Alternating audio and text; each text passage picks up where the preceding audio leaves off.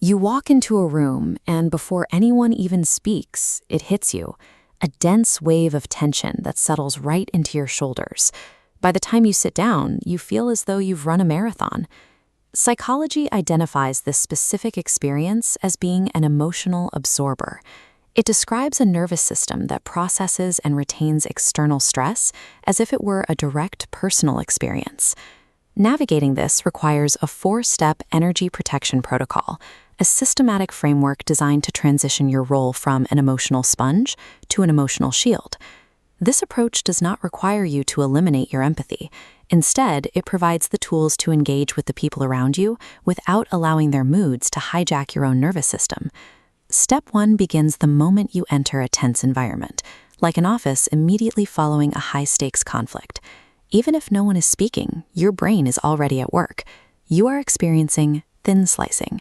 Your brain automatically scans micro-expressions, body tension, and vocal tones to decode the mood of the room. It is a survival reflex that happens in milliseconds. To protect yourself, you must consciously interrupt that scan. Pause, observe the situation, and mentally declare, "This emotion is not mine." This mental label creates immediate cognitive distance. By identifying the anxiety as an external data point rather than an internal feeling, you stop your brain from adopting the room's mood as its own reality. Avoid the temptation to deny what you're sensing.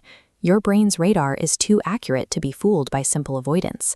Acknowledging the signal while tagging it as external allows the nervous system to remain calm, preventing the transfer.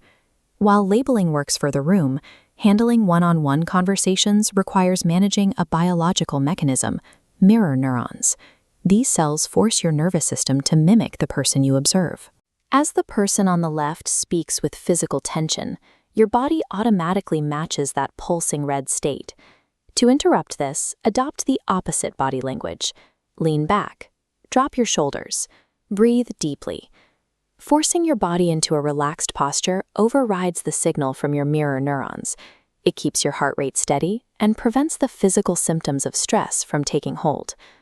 Avoid the absorber's lean. Vigorous nodding or leaning close to a venting person provides the physical proximity mirror neurons use to synchronize. Controlling your physical posture creates a biological firewall, ensuring the other person's stress remains in their body, not yours. This biological defense is your primary tool against emotional vampires, those individuals whose presence feels chronically heavy or draining, regardless of how much you like them. Their effect is a result of emotional contagion, an automatic psychological process that compounds the longer an interaction continues. To counter this, you must use a time box. At the very start of the conversation, set a verbal limit. Tell them, "I have exactly 5 minutes to listen before I have to get back to this project." This pre-planned exit strategy ensures you conclude the interaction before the cumulative effect of emotional contagion can lead to a deep physical drain. Leaving a venting session open-ended guarantees that you will absorb the maximum amount of emotional debris. Since emotional contagion is an automatic biological response, rigid time boundaries act as the only effective mechanical defense. The final step addresses a common psychological habit, the compulsion to fix how other people feel. For many absorbers, this was a survival strategy learned in childhood to keep the peace in a tense household. Overactive empathy compels you to take ownership of another person's problem, while regular empathy allows you to understand their perspective. To stay healthy, use this script. "That sounds frustrating. I'm sorry you're dealing with that." Then offer absolute silence. While the initial silence might feel heavy, it allows you to walk away without the weight of a situation you didn't create. You leave the responsibility for the solution with its rightful owner. Watch for the reflexive habit of offering unsolicited advice or apologizing for things you cannot control. These are the hooks that pull you back into the absorber role.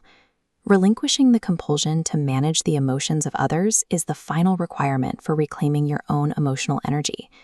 By combining these 4 steps, labeling the transfer, breaking the physical match, time-boxing the interaction, and acknowledging without fixing, you complete the protection protocol. This framework allows you to exist in tense environments and support frustrated people while retaining your own energy. You can be present for others without becoming a sponge for their stress. Try this today. The next time someone brings a complaint to you, use the script from step 4. Acknowledge their feeling, express your sympathy, and stop yourself before you offer a solution. Protecting your emotional space is a necessary part of psychological health. If you try the protocol, share your results in the comments below.